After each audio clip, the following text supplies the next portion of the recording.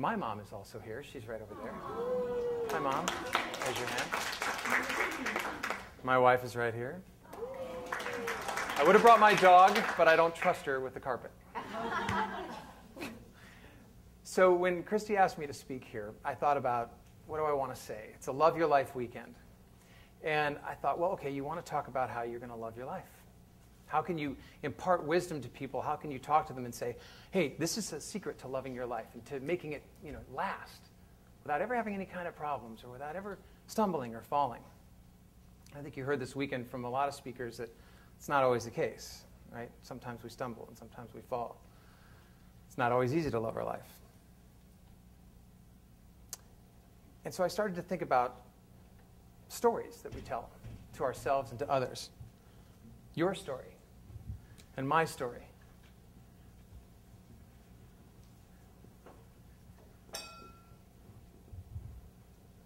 What is your story?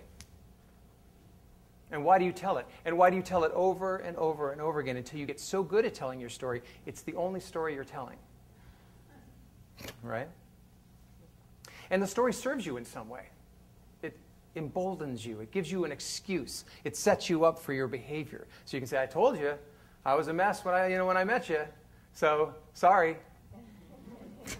I warned you. It's my story. And I started to think about myself and my own story. And I've got a big one. And it's one that I never really wanted to tell anybody because I didn't think that I had enough value in this world to share it. I didn't think that it was worth sharing because I didn't think it would have any impact. I didn't think it could change lives. And so when I started speaking, I used to tell other people's stories. And last year I was hired to go out to Atlanta and speak to 100 women who were trying to enter a weight loss competition.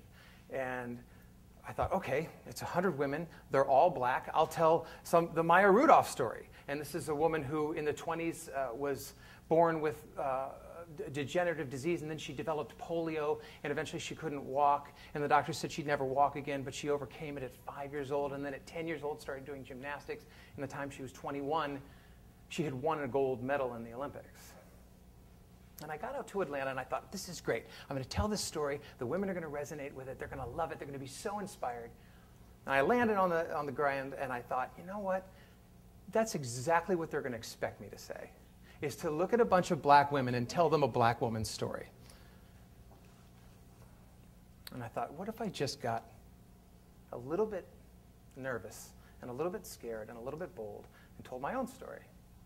What if I told it in an empowering way instead of one that is an excuse, one that allows for you to forgive any other behavior that I have? So I did. I went up in front of 100 women and I told my story, and it's this story.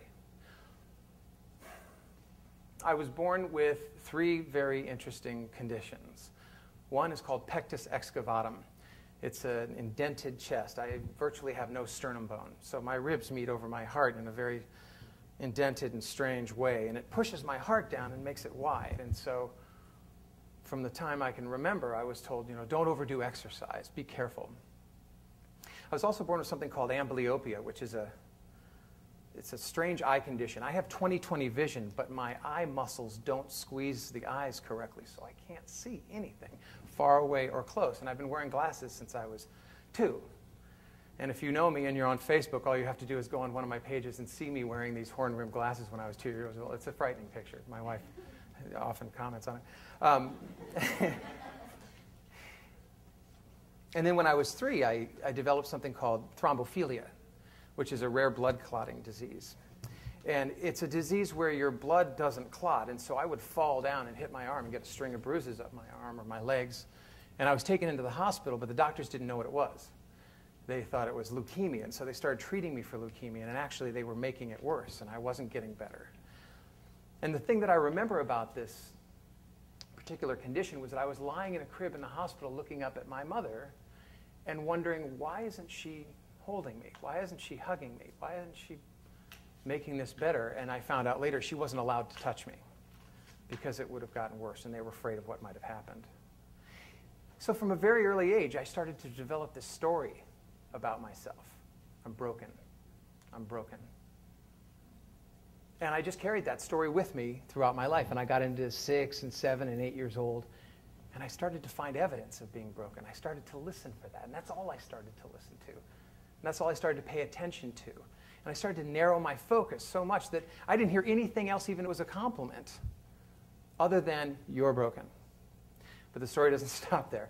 When I was 14, I was out. Who's from a cold area in the country? Anybody? Okay, you're familiar with blizzards. Everyone knows what a snowblower is? Okay, when I was 14, I was running a snowblower in my driveway, messing around, clearing the driveway, and the snow in the snowblower got clogged up. And I started putting my hand in there to try to clear out the snow, but the engine was still going, of course.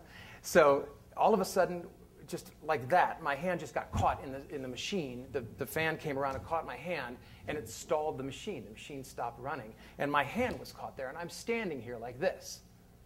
And it's dead silent, whereas before the engine was going, ah, all of a sudden, boom. And I'm standing there, and I'm thinking, all right, so this happened.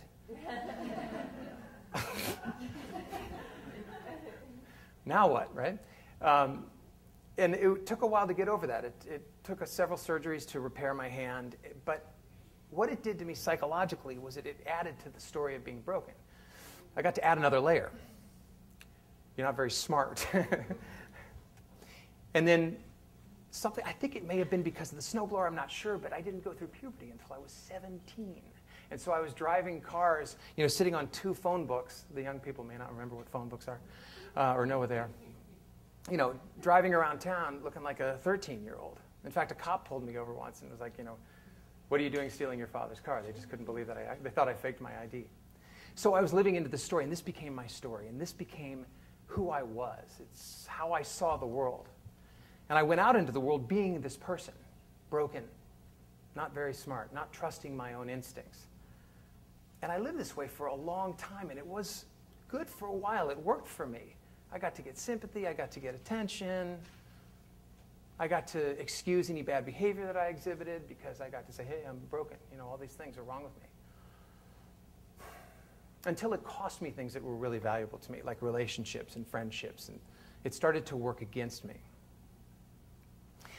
But the good news is that I was able to overcome all of this. And I did it on a 26.2-mile run, a marathon, in San Diego several years ago. I was told that I probably shouldn't do something like that it wouldn't be good for my body, for my heart, that I couldn't run a marathon, that it might do something. And I decided to not listen to that. So I signed up for this marathon, never having run before, more than 3 or 4 miles, and I said, I'm going to do this. I'm going to do this, and when I run this marathon, by the time I cross the finish line, I'm going to figure out how to love my life. I'm going to figure out why I don't love my life, and I'm going to learn to love it. And that was my goal, was to cross that finish line, figuring out the secret of loving my life. And I found out what it is. Do you want to know? Yeah. I'll tell you in a minute. In the meantime, I want to tell you why it's so hard to get to a place where you can accept loving yourself, and why it's so hard to take on a new thought, and why it's so hard to get rid of the old thoughts. And you've heard a lot about the unconscious this weekend and the subconscious, and I want to share with you how it actually works. That's a face. Believe it or not, I'll make it happy for now. At any given time, life is coming at you all the time, all the time, all the time. Here, hold this. What just happened? Life was coming at you, right? And life is, there's a lot of stuff going on out there. At any given time, including in this room, there's 2 billion bits of information going on at any given time. You're aware of the hum of the air conditioning, the feel of the room, your own thoughts in your head, my voice, how the chair feels underneath you, the temperature and rhythm of your own body, the smells. But you delete all of that. You distort it and you generalize it, because your brain would go into overload if you were like chair, table, thing, everything. You'd go nuts. And so your brain just says, room, focus. And that's what we do. We focus on the things that we want to focus on. And we delete out a lot of life. So out of the 2 billion bits of information that we get, we only focus on about 137 bits. That's not a lot of bits of information. And so our brains are constantly filtering out the stuff that doesn't serve us, that doesn't work for us, including positive messages if that's what we need to hear. But we're filtering it out because we're listening for the negative, or for whatever serves our story. Problem with that is, once life goes through your filter, and the stuff that you really need gets filtered out because you're not listening for it, it creates your state of mind. And that's when you get into trouble. That's when you start to believe that this filtered information is actually the truth and that there is no other truth. I've always been a loser, I'll always be a loser. I've always been unlucky in love, and therefore I'll always be unlucky in love. I've never had money, therefore I'll never have money. This is what you start to believe because you're only focusing on the information that proves that. And as human beings, we love to be right about stuff, right? Who doesn't love to be right? Who doesn't love to be right? What? Who doesn't love to be right about something now and then? Thank you. Did I lose all of you? Okay, good. I love to be right. My wife will tell you that's the truth. But it's really great to be right about when you're a victim. It's really great to say, see, I knew it. I knew I couldn't trust that person. See, I knew that wouldn't work out. If that's the story that we're living in, right? Problem with that is it doesn't stop at being right. It doesn't stop here. It creates who you become out in the world. And your physiology begins to betray how you feel about yourself. You begin to put back out what you think you are or what you think you deserve back into the world. And so the world sees you, it sees you as you see yourself. So if I felt like I was a loser and you paid me a compliment, pay me any compliment you want. Oh, thank you. Oh, sorry, I got lost in that. Wait, let me start over. Let's try it again. Okay, ready? Pay me a compliment, please. Oh, thank you. Thanks. Now, what does my response make you feel? You pay me a compliment, and I don't even look you in the eye. You can't acknowledge that. How does it make you feel? Right. Like, okay, if this guy can't take a compliment, if I can't take a compliment and you're paying me a compliment, and I look down and I don't acknowledge it, you're going to think, well, okay, what's the point of that? I'm literally instructing you how to see me. You don't see me that way, but I'm telling you. All right, pay the compliment again, please. Thank you. Now what do you get? Yeah? That I buy it, that I buy into it, I believe it. And if I don't even believe it, I thank you for the compliment because you were kind enough to say it, okay? But if I'm sitting here believing that I'm not even worth a compliment, that it's difficult for me to accept positive information about myself, no matter what it is, self-esteem, money, relationships, career, anything, if I've got a block in my filter and I don't see it, then it's never going to get through here, and it's never going to come back out into the world, and I will always tell you who I think I am, and you'll see that, and you'll tell me it back, and I'll go, see, I knew it. I knew it. And it just goes around and around and around and around and around. And this is why people always ask the question, why aren't I happy? Why am I stuck? Why can't I change this thing? I'll tell you why, because you don't see it. But it doesn't mean that it's not there. Because out of those 2 billion bits of information, the 137 that you're focusing on is not necessarily the truth or what's possible. So what's possible? A lot. If this is everything that's known, this is everything that's known in the universe, everything, okay? And out of everything that's known in the universe, a small sliver is what you know that you know. Give me an example of something that you know that you know. Anything. What do you know you know? I'm a good mom. I know how to drive. I know that the world is round. At least I hope it is. And that's everything that you know that you know. Now, give me an example of everything you know that you don't know. Yes, Wendy Yost. That would surprise me because you're so smart. But she does not know how to perform brain surgery. Okay, good. So you know you don't know that, and you probably shouldn't try it. That's something that you know you know. So everything in here is everything you know, and everything you know you don't know. And that's everything you know. And this is where we live, in this tiny little sliver of information. that's available in the universe. Everything that's left is what you don't know. You don't know. Can anybody in this room give me an example of something they don't know? Anybody? No, we don't know that. But you know you don't know that, so it goes in here. Thank you for playing. Right. But you know you don't know that, right? I need an example of something you don't know. Anybody? Why is it impossible? Because you don't know it. So it goes in there.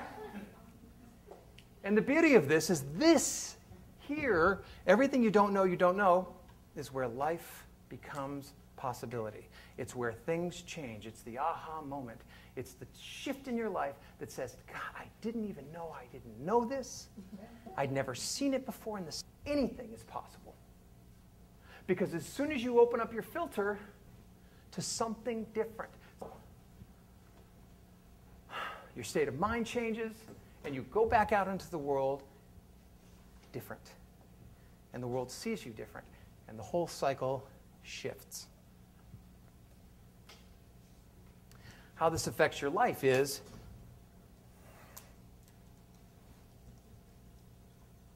we heard, I think, Emmanuel talk about it. A couple of other people were talking about it this weekend. When you're young, you experience things as a child that can be traumatic, or at least you misunderstand them because you're too young to really experience something from an adult point of view. And so something happens outside of you, and naturally, as a narcissistic being, which all children are, you make it mean something about yourself. But you're making a decision about yourself that a child made, and so it can't possibly actually be based on anything that has any experience around it. So it's not always going to be accurate. So you make this decision or this choice or this thing about yourself. For me, as a young man, I'm broken. So I spend the rest of my life looking for evidence of it. Proof. And I filter everything else out. It creates my state of mind. It goes back into the world, and it just becomes this cycle and becomes this cycle. So the question is, how do you shift it? How do you shift it? How do you see it? How do you change it? There's only one way to do it. And that is to be open to what you didn't know. And to understand the cost of staying in the stuff that you knew and the stuff that you knew you didn't know. Because while you're living in this and saying, see, I knew it, you're not open, you're not changing, you're not present to the cost of staying the same. You think it's good for you, it's working for me, it's a survival skill, right? But there's so much more to know. And in that moment, when you have that aha moment, when you have that shift, when you have that change, when you realize something you didn't even know you didn't know, your life goes off in a different path in this direction. And you begin to look for evidence of that. I think of it as you've been driving a Volkswagen Beetle for 25 years. It's fine, it runs, it gets you from point A to point B, you know. It hasn't been emissions tested in a while, but that's okay. But it's the same old car you've been driving. And then one day you realize, you know what, actually, I have the means and I have the ability to drive a BMW. Black, M3, two-door. Gold cobweb rims and double carburetors. I got the whole thing figured out. What happens when I decide that that's the car that I want and I start driving around? What do I see everywhere? That car, everywhere. I didn't see it before because I wasn't looking for it. But now I'm thinking about it, and it's all I see. Evidence of new thinking. That's where it happens. So in order to find what you don't know, in order to understand that what you know and what you don't know isn't really working for you, you have to be open to it and understand that the cost of your behavior, the cost of your behavior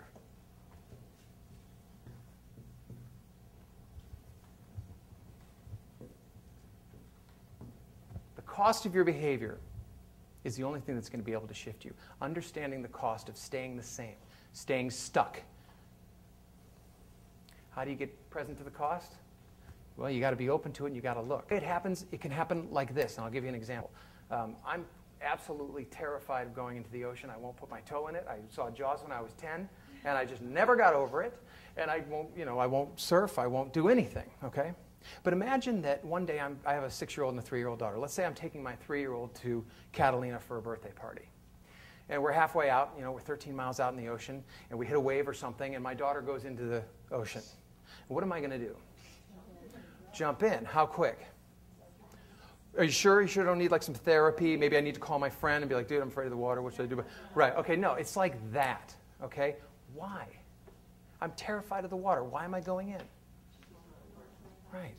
Because suddenly, the cost of my fear isn't big enough to keep me from saving my child. And that's when the shift happens, is when you get present to the cost, present to the cost, present to the cost of what you've been doing.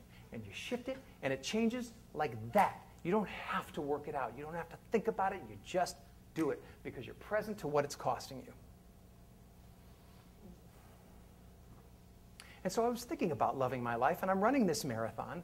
And, I get to about mile 6, and it's going well. Then around mile 7, I sidle up next to this fella. He's probably 65, 70, good-looking guy. It's probably his 40th, 50th marathon. I don't know. And my knee starts to hurt, and I'm complaining about it. And he goes, kid, pain is the body's way of releasing weakness. And then he just takes off. I'm like, call me,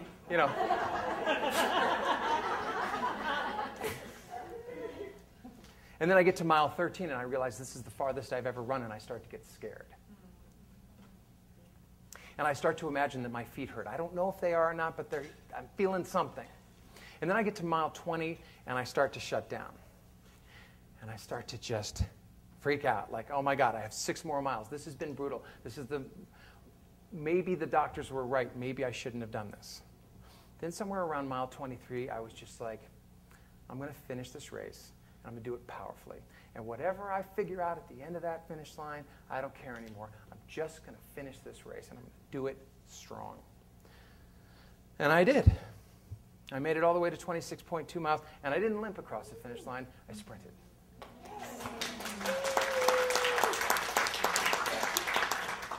And that's when it came to me. I've been spending my whole life trying to be happy, reading books, looking forward in somebody else, writing music, speaking, searching for happiness in other people, other events, other thoughts. And I realized in that moment that I wasn't living my whole life. I wasn't loving my whole life. I was just loving the happiness. And if you just love the happiness, then you're always going to be upset when the happiness goes away temporarily. Mm-hmm. And you have to love life for what it gives you and what it takes away, and it's up and it's down, and it's great and it's awful, and it's painful and it's exhilarating, and there's triumph and there's tragedy. And if you're just cursing the tragedy and begging for the happiness, you will be disappointed, mostly, because the happiness won't stay and the tragedy is too painful to face. The Buddha said, all unhappiness stems from unfavorable comparison. In other words, the grass is always greener. And so if you're always comparing yourself to something that you don't have, you will be miserable. I realized as I crossed that finish line, I don't always have to like my life to love it. Which part? From the beginning? Okay, here's a face. What would you like me to repeat? I'm channeling here. I may not be able to say it like I said it. The Buddha said all unhappiness stems from unfavorable comparison.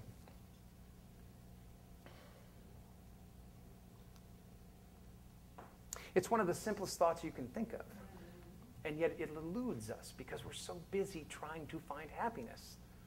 We're going maybe in the wrong direction. We're filtering out what works for us and focusing on the stuff that we want or need to change. And that need and that want becomes all of our focus. And if we don't get it, we're miserable. And if we do get it, we're sated for a while, but not forever. And life becomes this strange mystery. Like, why can't I just be happy? How am I doing on time? Oh, I'm almost done. 5 minutes? Okay, good. I can do this in 5. Sorry, are we done with this? Okay, good.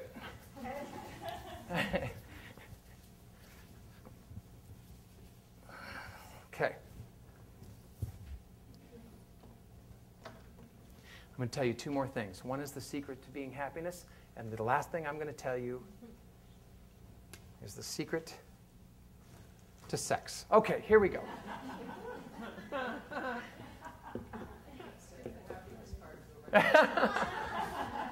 I heard that. That's good. Have, do, be. This is the way human beings fundamentally live their life. If I only had a job, well, then I could do all the things that an employed person does, like pay bills and buy a house. And then I would be, if I only had that relationship that I've always wanted, well, then I could do things that partners do, and I would be happy. If I only had that bitchin' car that I've always wanted, then I could drive around Sunset, and I could be obnoxious. Exactly. Why is this flawed? Why is this idea flawed? Can anyone want to take a guess? Okay. But why is this flawed? What?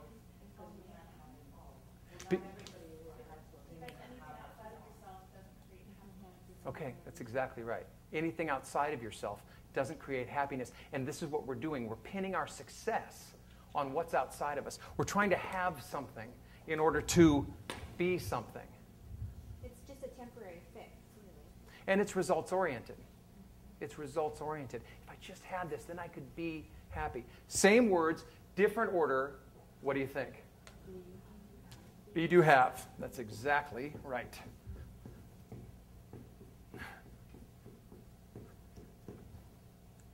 Be love. You want love in your life? Be love. You want money in your life? Be prosperity. You want forgiveness in your life? Forgive. You want happiness in your life?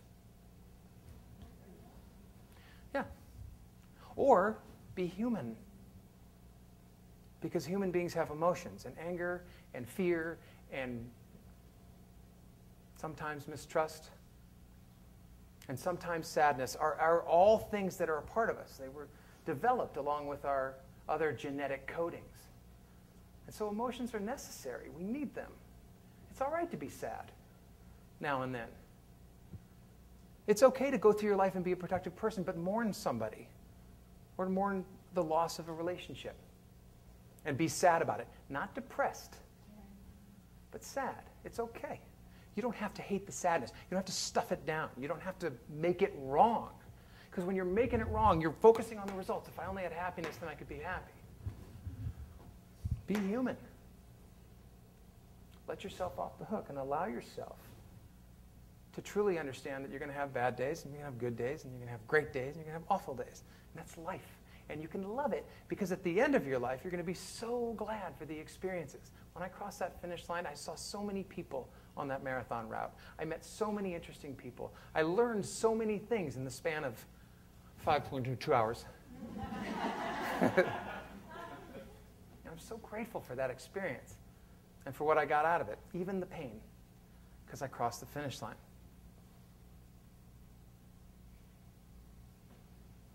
So don't worry about loving your life all the time. Love it all the time for what it is and what it isn't. And thank you so much for being here today. I appreciate it.